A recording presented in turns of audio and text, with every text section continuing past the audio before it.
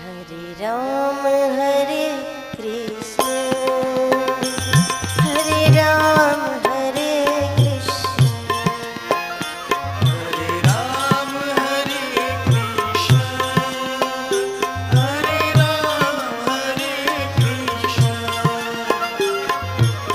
राम हरे कृष्ण हरे राम हरे સુભાષિત સપ્તકમ એટલે 7 સુભાષિતો। સૌ પ્રથમ આપણે આ પદ્ય પાઠની પ્રસ્તાવના જોઈએ। સુભાષિત એટલે સુંદર ઉક્તિ અથવા બોધવચન। સંસ્કૃતના સુભાષિતોની અનેક વિશેષતાઓ છે। એક તો આ સુભાષિતો ગાગરમાં સાગર ભરી દેતા લઘુપદ્યો હોય છે, તેથી જન જનના કંઠે ગવાતા રહીને સતત વહેતા રહે છે અને વ્યક્તિને જીવનનું ભાથું પૂરું પાડે છે। બીજું, સંસ્કૃત સુભાષિતો વૈશ્વિક ભાવનાના પોષક અને તોષક છે તથા સાથે સાથે ભારતીય સંસ્કૃતિના ઉદાત્ત વિચારો અને સંસ્કારોના પ્રવાહક પણ છે। મિત્રો, સૌ પ્રથમ આપણે સુભાષિતનો અર્થ સમજીએ। સુ એટલે સુંદર અને ભાષિત એટલે કહેવું અથવા તો ઉક્તિ, તો સુભાષિત એટલે સુંદર ઉક્તિ અથવા બોધવચન। સંસ્કૃત સાહિત્યમાં ઘણા બધા સુભાષિતો જોવા મળે છે। આ સુભાષિતો ગાગરમાં સાગર ભરી દેતા લઘુપદ્યો જેવા હોય છે, એટલે કે નાનકડો સુભાષિત હોય તો એમાં પણ ઘણી બધી વાત કહી દેવામાં આવી હોય છે અને આ સુભાષિતો લોકોના કંઠે ગવાતા રહીને એકબીજા સુધી પહોંચે છે અને લોકોને જીવન જીવવાનું ભાથું એટલે કે જીવન જીવવાનો ઉપદેશ પૂરો પાડે છે। સુભાષિતની બીજી વિશેષતા એ છે કે આ સંસ્કૃત સુભાષિતો વૈશ્વિક ભાવનાના પોષક અને તોષક છે, એટલે કે સુભાષિતમાં જે વાત કરવામાં આવી હોય છે કે જે બોધ આપવામાં આવ્યો હોય છે એ માત્ર અને માત્ર ભારતના લોકોને જ નહીં પણ વિશ્વના દરેક લોકોને લાગુ પડે છે, એટલે કે વૈશ્વિક ભાવનાના પોષક અને તોષક છે।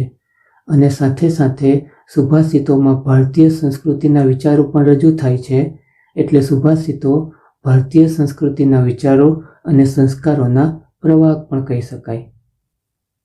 આપણા પૂર્વજ વિદ્વાનોએ પોતાની દીર્ઘ દ્રષ્ટિથી જે તે વખતે જે જીવન મૂલ્યોની પ્રાપ્તિ કરી હતી તેને આગામી પેઢી સુધી પહોંચાડવા માટે આ સુભાષિતોની રચના કરી છે અને તે પ્રજામાં સુપ્રસિદ્ધ પણ થાય છે। મિત્રો, આપણા પૂર્વજ વિદ્વાનોએ જે જીવન મૂલ્યો પ્રાપ્ત કર્યા હતા તેને આપણા સુધી પહોંચાડવા માટે આ સુભાષિતોની રચના કરી છે અને આ સુભાષિતો પ્રજામાં પણ ખૂબ જ પ્રસિદ્ધ થાય છે। પ્રાચીન સમયના આ સુભાષિતો આજે પણ એટલા જ પ્રસ્તુત છે। આજે પણ તે કોઈ પણ જાતના ભેદભાવ વગર દરેક માણસને આદર્શ અને આનંદપ્રદ જીવન જીવવાનો માર્ગ કંડારી આપે છે। મિત્રો, પ્રાચીન સમયમાં રચાયેલા આ સુભાષિતો આજે પણ આપણને એટલા જ લાગુ પડે છે અથવા તો ઉપયોગી છે। આજે પણ આ સુભાષિત કોઈ પણ જાતના ભેદભાવ વગર દરેક માણસને આદર્શ જીવન કેવી રીતે જીવવું અને આનંદપ્રદ જીવન કેવી રીતે જીવવું તેનો માર્ગ બતાવી આપે છે। ગીરવાણ ગીરાના અણમોલ રત્ન સમાન 7 સુભાષિતોનો અહીં અભ્યાસ કરીશું અને સાથે સાથે આ સુભાષિતો દ્વારા જે બોધ મળે છે તેને પોતાના જીવનમાં નિષ્ઠાપૂર્વક ઉતારવાનો શુભ સંકલ્પ કરીશું। મિત્રો, આ પદ્યપાઠમાં 7 સુભાષિતો અહીં લેવામાં આવ્યા છે, તો એ સુભાષિતોમાંથી આપણને જે બોધ મળે તે આપણે આપણા જીવનમાં ઉતારવાનો સંકલ્પ કરીશું। તો ચાલો પદ્ય 12 સુભાષિત સપ્તકમ એના 7 સુભાષિતોનો આપણે ભાષાંતર શરૂ કરીએ। શ્લોક નંબર 1। શનેઃ પંથા શનેઃ કંથા શનેઃ પર્વતલંઘનમ શનેઃ વિદ્યા શનેઃ વિત્તમ પંચેતાની શનેઃ શનેઃ। મિત્રો, સૌપ્રથમ આ શ્લોકના શબ્દોના અર્થ અને ભાષાંતર જોઈએ। પહેલી લાઈનમાં શબ્દ છે શનેઃ એટલે ધીમેથી અને પંથા એટલે માર્ગ અથવા તો રસ્તો, તો શનેઃ પંથા એટલે ધીમેથી માર્ગ કાપવો। શનેઃ કંથા, કંથા એટલે જૂના કપડાથી બનાવેલી ગોદડી. સનેહી કંથા એટલે ધીમેથી ગોદડી બનાવવી. અને સનેહી પર્વતલંઘનમ, પર્વતલંઘનમ એટલે પર્વત ઓળંગવો. સનેહી પર્વતલંઘનમ, ધીમેથી પર્વત ઓળંગવો. બીજી લાઈન, સને વિદ્યા, ધીમેથી વિદ્યા મેળવવી. સને વિત્તમ, વિત્તમ એટલે ધન કમાવવું, તો ધીમેથી ધન કમાવવું. અને પંચેતાની, આમાં સંધિ આવે છે પંચ પ્લસ એતાની, તો એતાની પંચ એટલે આ 5. સનેહી સનેહી એટલે ધીમે ધીમે થાય છે. ફરી એકવાર સમગ્ર શ્લોકનું માત્ર ભાષાંતર. ધીમેથી માર્ગ કાપવો, ધીમેથી ગોદડી બનાવવી, ધીમેથી પર્વત ઓળંગવો, ધીમેથી વિદ્યા મેળવવી અને ધીમેથી ધન કમાવવું. આ 5 બાબતો ધીમે ધીમે થાય છે. મિત્રો, આ શ્લોકમાં ધીરજ ધરવાની વાત કરી છે કે જો આ 5 કાર્ય આપણે કરવા હોય તો એ ધીમે ધીમે કરવા પડે, એટલે કે એમાં ધીરજ ધારણ કરવી પડે. જો આપણે રસ્તો કાપવો હોય તો ડાયરેક્ટ આપણે મંજિલ સુધી પહોંચી શકતા નથી. આપણે ધીમે ધીમે માર્ગ કાપીએ તો આપણી મંજિલે પહોંચીએ છીએ. એ જ રીતે ગોદડી બનાવવી હોય કે મોટો પર્વત ઓળંગવો હોય કે વિદ્યા પ્રાપ્ત કરવી હોય કે ધન કમાવવું હોય, આ દરેક કાર્ય આપણે ધીરે ધીરે શરૂ કરવું પડે અને પછી આપણને એમાં સફળતા મળે છે. તો આવા ઘણા કાર્યો કરવામાં આપણે ધીરજ ધારણ કરવી પડે છે. એ વાત અહીં આ 5 ઉદાહરણો દ્વારા સમજાવવામાં આવી છે. શ્લોક નંબર 2. શીલમ શૌર્યમ અનાલસ્યમ પાંડિત્યમ મિત્ર સંગ્રહ અચોરહરણ્યાની પંચેતાની અક્ષયો નિધિ. મિત્રો, સૌ પ્રથમ શ્લોકનું ભાષાંતર જોઈએ. પહેલો શબ્દ છે શીલમ એટલે ચારિત્ર્ય. પછી સંધિ આવે છે શૌર્યમ પ્લસ અનાલસ્યમ. શૌર્યમ એટલે શૂરવીરતા, અનાલસ્યમ એટલે ઉદ્યમશીલતા, પાંડિત્યમ એટલે પંડિતાઈ કે વિદ્વતા, અને મિત્ર સંગ્રહ એટલે સારા મિત્રોનો સંગ્રહ. બીજી લાઈન, અચોરહરણ્યાની એટલે ચોર ચોરી ન શકે તેવી પંચેતાની અક્ષય નિધિ. પંચેતાની એટલે આ 5, અક્ષય નિધિ, અક્ષય એટલે અવિનાશી અને નિધિ એટલે ખજાનો છે. ફરી એકવાર સમગ્ર શ્લોકનું ભાષાંતર. શીલમ એટલે ચારિત્ર, શૌર્યમ એટલે શૂરવીરતા, અનાલસ્યમ એટલે ઉદ્યમશીલતા, પાંડિત્યમ એટલે પંડિતાઈ અને મિત્ર સંગ્રહ એટલે સારા મિત્રોનો સંગ્રહ. અચોરહરણ્યાની, ચોર ચોરી ન શકે તેવી, પંચેતાની એટલે આ 5 બાબતો, અક્ષય નિધિ અવિનાશી ખજાનો છે. હવે માત્ર ભાષાંતર. સારું ચારિત્ર, શૂરવીરતા, ઉદ્યમશીલતા, પંડિતાઈ અને સારા મિત્રોનો સંગ્રહ, ચોર ચોરી ન શકે તેવી આ 5 બાબતો અવિનાશી ખજાનો છે. મિત્રો, આ સુભાષિતમાં માણસના 5 ગુણોની વાત કરવામાં આવી છે કે માણસનું ચારિત્ર સારું હોય, માણસ શૂરવીર હોય, એનામાં ઉદ્યમશીલતાનો ગુણ હોય, પંડિતાઈ એટલે કે વિદ્વતા હોય અને સારા મિત્રોનો સંગ્રહ એની પાસે હોય. તો આ 5 બાબતો એવી છે કે આ 5 બાબતોને ચોર પણ ચોરી ન શકે. એટલે આ 5 બાબતોને માણસનો અવિનાશી ખજાનો કહ્યો છે, એટલે કે નાશ ન પામે તેવો ખજાનો છે. માણસ પાસે જો પૈસા હોય, ધન દોલત હોય, સંપત્તિ હોય તો એની ચોરી થઈ શકે છે, પરંતુ જો માણસમાં આ 5 ગુણો હોય તો આ 5 ગુણોને ચોર પણ ચોરી કરી શકે નહીં. એટલા માટે આ જે માણસના ગુણો છે તેને માણસનો અવિનાશી એટલે કે નાશ ન પામે તેવો ખજાનો કહેવામાં આવ્યો છે. શ્લોક નંબર 3. સંહતિઃ શ્રેયસી પુષામ વિગુણેષુ અપી બંધુષુ તુષેહિ અપી પરિભ્રષ્ટા ન પ્રરોહંતિ ટંડુલાહ. મિત્રો, સૌ પ્રથમ શ્લોકના શબ્દો અને ભાષાંતર જોઈએ. આ શ્લોકમાં છેલ્લો શબ્દ પહેલા આવશે વિગુણેષુ અપી બંધુષુ. તો વિગુણેષુ એટલે વિરોધી ગુણ ધરાવનારા, બંધુસુ એટલે સગાઓમાં અને અપી એટલે પણ, વિરોધી ગુણ ધરાવનારા સગાઓમાં પણ, પુસામ એટલે મનુષ્યોની કે માણસોની, સંહતિ એટલે એકતા અને શ્રેયસી એટલે કલ્યાણકારી હોય છે. ફરી એકવાર પહેલી લાઈન, વિગુણેષુ બંધુસુ અપી, વિરોધી ગુણ ધરાવનારા બંધુઓમાં કે સગાઓમાં પણ, પુસામ એટલે મનુષ્યોની, સંહતિ એટલે એકતા, શ્રેયસી એટલે કલ્યાણકારી હોય છે. બીજી લાઈન, તુસેહી અપી પરિભ્રષ્ટા, તુસેહી પરિભ્રષ્ટા એટલે કુસ્કાઓથી છૂટા પડેલા. પછી છેલ્લો શબ્દ તંડુલાહા એટલે ચોખાના દાણા, અને અપી એટલે પણ, ચોખાના દાણા પણ ન પ્રરોહંતી ઉગતા નથી. ફરી એકવાર બીજી લાઈન, તુસેહી પરિભ્રષ્ટા એટલે કુસ્કાઓથી છૂટા પડેલા, તંડુલાહા ચોખાના દાણા પણ ન પ્રરોહંતી ઉગતા નથી.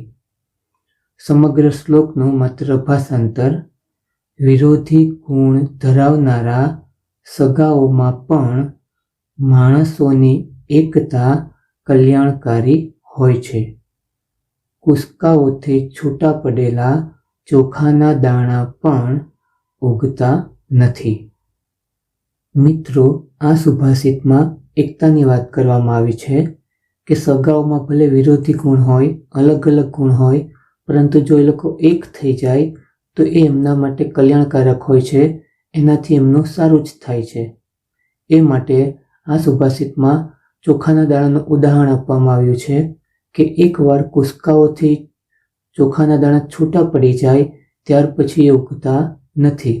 તે જ રીતે માણસો પણ જો જુદા થઈ જાય તો ક્યારેય ઉગતા નથી, એટલે કે એમની પ્રગતિ નથી થતી, એમનો વિકાસ થતો નથી. તેથી આ સુભાષિતમાં એકતા જાળવવાનો ઉપદેશ આપવામાં આવ્યો છે કે ભલે સગાઓમાં અલગ અલગ ગુણ હોય, વિરોધી ગુણ હોય, તો પણ જો સગાઓ એકતા જાળવશે તો હંમેશા એમનું કલ્યાણ જ થશે. શ્લોક નંબર 4. નાસ્તિ મેઘ સમમ તોયમ, નાસ્તિ ચાત્મ સમમ બલમ, નાસ્તિ ચક્ષુ સમમ તેજો, નાસ્તિ ધાન્ય સમમ પ્રિયમ. મિત્રો, સૌપ્રથમ આ શ્લોકના શબ્દો અને ભાષાંતર જોઈએ. નાસ્તિ મેઘ સમમ તોયમ, મેઘ સમમ એટલે મેઘ સમાન, તોયમ એટલે જળ, અને નાસ્તિ એટલે નથી. મેઘ સમમ તોયમ નાસ્તિ, મેઘ સમાન જળ નથી. નાસ્તિ ચ આત્મ સમમ બલમ, આમાં સંધિ આવે છે ચ પ્લસ આત્મ સમમ. તો આત્મ સમમ એટલે આત્મ સમાન અથવા આપ સમાન, બલમ નાસ્તિ એટલે બળ નથી, આપ સમાન બળ નથી. નાસ્તિ ચક્ષુઃ સમમ તેજો, ચક્ષુઃ સમમ એટલે આંખ સમાન, તેજઃ નાસ્તિ એટલે તેજ નથી. અને નાસ્તિ ધાન્ય સમમ પ્રિયમ, ધાન્ય સમમ એટલે ધાન્ય સમાન, પ્રિયમ નાસ્તિ એટલે પ્રિય નથી. ફરી એકવાર સમગ્ર શ્લોકનું ભાષાંતર. મેઘ સમાન જળ નથી, આપ સમાન બળ નથી, આંખ સમાન તેજ નથી, અને ધાન્ય સમાન પ્રિય નથી. મિત્રો, આ સુભાષિતમાં કહેવામાં આવ્યું છે કે મેઘ સમાન જળ નથી, એટલે કે પાણીનો મુખ્ય સ્ત્રોત એ વાદળ જ છે, મેઘ જ છે. વાદળમાંથી જ પાણી વરસે છે, એટલે મેઘમાંથી જેવું પાણી મળે છે એવું પાણી આપણને બીજે ક્યાંય મળી શકે નહીં. આપ સમાન બળ નથી, આપ એટલે આત્મ, પોતે જે મહેનત કરે, પોતામાં જેવું બળ છે એવું બળ બીજે ક્યાંય આપણને મળી શકે નહીં. જો આપણે જાતે મહેનત કરશું તો જ આપણું કામ સફળ થશે. બીજા કોઈના કહેવાથી કે બીજા કોઈના કરવાથી આપણું કામ સફળ થતું નથી. એટલે કહ્યું છે કે આપ સમાન બળ નથી, આંખ સમાન તેજ નથી. મિત્રો, આંખોમાં જેવું તેજ છે એવું તેજ બીજે ક્યાંય જોવા મળતું નથી. અને ધાન્ય સમાન પ્રિય નથી. ધાન્ય એટલે કે અનાજ, એ માણસની જરૂરિયાત છે. માણસને જીવવું હોય તો અનાજની જરૂર પડે જ, એટલા માટે અનાજ કે ધાન્ય માણસને ખૂબ જ પ્રિય હોય છે. અનાજ કરતાં વધારે પ્રિય વસ્તુ વ્યક્તિની બીજી કોઈ હોઈ ન શકે. શ્લોક નંબર 5. સત્યમ તપો જ્ઞાનમ અહિંસતા ચ વિદ્વત પ્રણામમ ચ સુશીલતામ ચ એતાની યો વિદધાતિ સ વિદ્વાન નહીં એક પક્ષો વિહગઃ પ્રયાતિ. સૌપ્રથમ પહેલી લાઈન સત્યમ એટલે સત્ય, તપોહો એટલે તપ, અને જ્ઞાનમ એટલે જ્ઞાન, અને અહિંસતા એટલે અહિંસા. બીજી લાઈનમાં વિદ્વત પ્રણામમ એટલે વિદ્વાનોને પ્રણામ, અને સુશીલતામ એટલે સારું ચારિત્ર. ફરી એકવાર બે લાઈન. સત્યમ એટલે સત્ય, તપો એટલે તપ, જ્ઞાનમ એટલે જ્ઞાન, અહિંસતા એટલે અહિંસા, વિદ્વત પ્રણામ એટલે વિદ્વાનોને પ્રણામ, અને સુશીલતા એટલે સારું ચારિત્ર. પછી ત્રીજી લાઈન એતાની. એતાની એટલે આ બધું, યો વિદધાતિ એટલે જે ધારણ કરે છે, સ વિદ્વાન તે વિદ્વાન છે. એતાની આ બધું, યો વિદધાતિ જે ધારણ કરે છે, સ વિદ્વાન તે વિદ્વાન છે. પછી ચોથી લાઈન ન હિ એક પક્ષ. આમાં સંધિ આવે છે હિ પ્લસ એક પક્ષ. હિ એટલે ખરેખર, એક પક્ષ એટલે એક પાંખવાળું, વિહગઃ એટલે પક્ષી, અને પહેલો શબ્દ ન અને છેલ્લો શબ્દ પ્રયાતિ. ન પ્રયાતિ એટલે આગળ જઈ શકતું નથી અથવા ઉડી શકતું નથી. ફરી એકવાર હિ એક પક્ષ ખરેખર એક પાંખવાળું, વિહગઃ એટલે પક્ષી, ન પ્રયાતિ આગળ જઈ શકતું નથી. હવે સમગ્ર શ્લોકનું ભાષાંતર જોઈએ. સત્ય, તપ, જ્ઞાન, અહિંસા, વિદ્વાનોને પ્રણામ, અને સારું ચરિત્ર. આ બધું જે ધારણ કરે છે તે વિદ્વાન છે. ખરેખર એક પાંખવાળું પક્ષી આગળ જઈ શકતું નથી. મિત્રો, આ સુભાષિતમાં વિદ્વાનોના ગુણો જણાવવામાં આવ્યા છે કે સત્ય, તપ, જ્ઞાન, અહિંસા, વિદ્વાનોને પ્રણામ અને સારું ચારિત્ર. જો આ બધા ગુણો હોય, આ બધા જ ગુણો જે વ્યક્તિ ધારણ કરે છે તેને જ ખરેખર વિદ્વાન કહેવાય. કોઈ એક ગુણ હોય અને બીજા ગુણો ન હોય તો એવા વ્યક્તિને વિદ્વાન કહી શકાય નહીં. એ માટે પક્ષીનું ઉદાહરણ આપ્યું છે કે એક પાંખવાળું પક્ષી હોય તો એ આગળ જઈ શકતું નથી કે ઉડી શકતું નથી. તેમ જો કોઈક વ્યક્તિમાં એક બે ગુણો હોય તો પણ તે આગળ નથી વધી શકતો કે વિદ્વાન બની શકતો નથી. જો તેનામાં બધા ગુણો હોય તો જ તે વ્યક્તિ વિદ્વાન બની શકે છે. શ્લોક નંબર 6.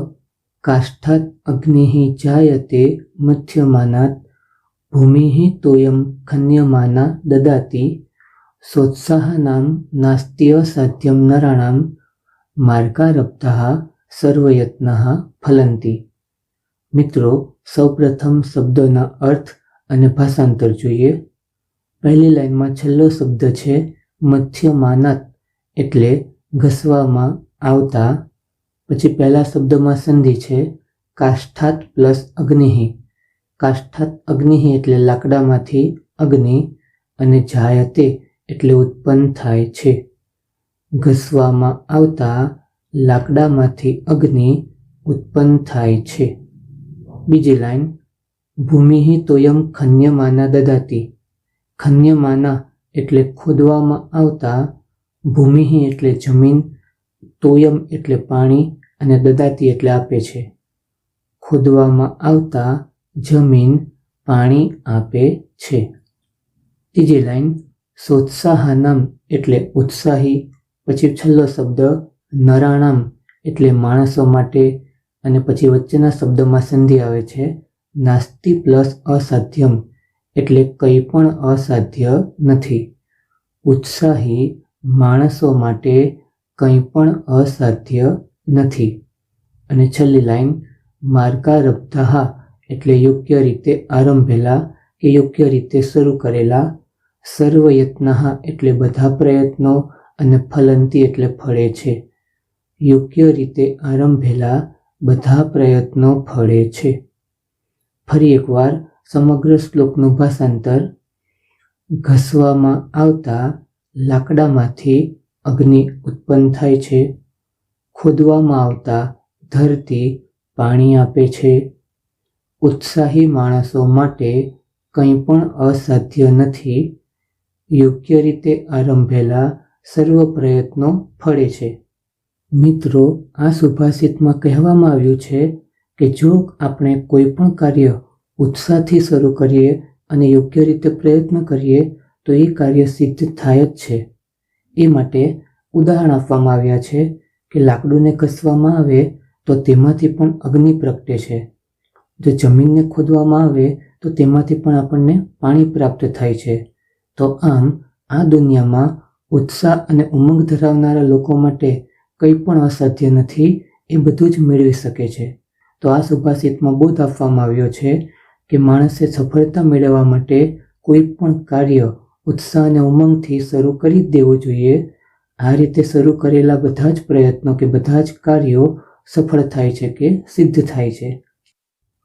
શ્લોક નંબર 7. પાત્રમ ન તાપયતિ ન એવ મલમ પ્રસૂતે સ્નેહમ ન સંહરતિ ન એવ ગુણાની ક્ષીણોતિ દ્રવ્ય અવસાન સમયે ચલતામ ન ધતે સત્પુત્ર એસ કુલ સંગની કહ અપી દીપઃ. મિત્રો, સૌપ્રથમ શબ્દોના અર્થ અને ભાષાંતર જોઈએ. આ સુભાષિતમાં જે છેલ્લી લાઈન છે એ સૌથી પહેલા આવશે. સત્પુત્ર એસ એટલે આ સત્પુત્ર, કુલ સંગની એટલે કુળરૂપી ભવનમાં, અને કહ અપી દીપઃ એટલે કોઈક દીવો છે. આ સત્પુત્ર કુળરૂપી ભવનમાં કોઈક દીવો છે. પછી પહેલી લાઈન. પાત્રમ ન તાપયતિ. પાત્રમ એટલે પાત્રને કે વાસણને, અને ન તાપયતિ એટલે તપાવતો નથી. તે પાત્રને તપાવતો નથી. ન એવ મલમ પ્રસૂતે. મલમ એટલે મેષને, અને ન પ્રસૂતે એટલે ઉત્પન્ન કરતો નથી. મેષને ઉત્પન્ન કરતો નથી. સ્નેહમ ન સંહરતિ. સ્નેહમ એટલે સ્નેહને કે તેલને, અને ન સંહરતિ એટલે ખતમ કરતો નથી. સ્નેહ કે તેલને ખતમ કરતો નથી. ન એવ ગુણાની ક્ષીણોતિ. ગુણાની એટલે ગુણોને, અને ન ક્ષીણોતિ એટલે ક્ષીણ કરતો નથી કે ઓછા કરતો નથી. ગુણોને ક્ષીણ કરતો નથી. અને દ્રવ્ય અવસાન સમયે ચલતામ ન ધતે. દ્રવ્ય અવસાન સમયે એટલે દ્રવ્ય સમાપ્ત થાય તે સમયે, ચલતામ ન ધતે એટલે ચલિત થતો નથી. ફરી એકવાર સમગ્ર શ્લોકનું માત્ર ભાષાંતર. આ સત્પુત્ર કુળરૂપી ભવનમાં કોઈક દીવો છે. તે પાત્રને તપાવતો નથી. મેષને ઉત્પન્ન કરતો નથી. સ્નેહ કે તેલને ખતમ કરતો નથી.